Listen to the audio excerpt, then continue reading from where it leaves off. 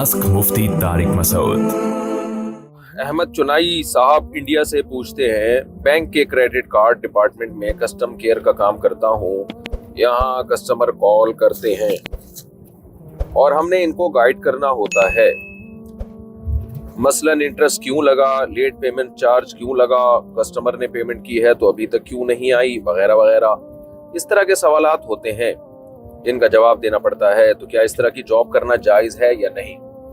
देखिए, सूद में ताउन हराम है। बराह रास्त किसी किस्म का भी ताउन हो तो बैंक में ऐसी जॉब जिसमें आप किसी को सूदी लोन लेने की तरगीब दे रहे हो या उससे सूदी लोन ले रहे हो, या लोन लेने वाला जो है जब वो लोन लेता है तो उससे पेपर वर्क करवा रहे हो उसका कि ऐसे ये जो है ना पेपर फिल करो, या उसको खुद लिख के दे रहे हो या उस पर गवाह बन रहे हो।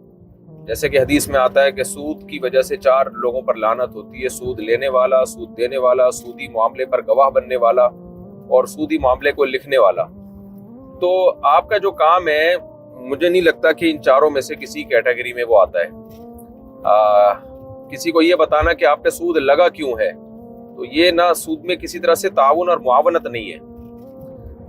या लेट चार्ज की आप जो है ना पेनल्टी क्यों लगी है, लेट अदायगी की पेनल्टी क्यों लगी है, तो ये बताना जो है बजाते खुद कोई हराम नाजायज़ अमल नहीं है। इसलिए सिर्फ इस हद तक अगर आपका काम है तो फिर आपकी तनख्वाह हलाल है, लेकिन कराहत के साथ।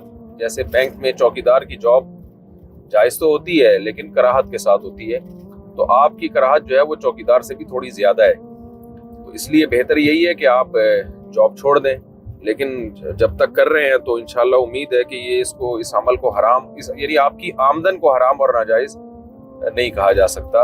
लेकिन बहरहाल छोड़ दें तो ज़्यादा अच्छा है। मशकूक चीज़ और मुश्तबे चीज़ और नापसंदीदा चीज़ से बचना चाहिए।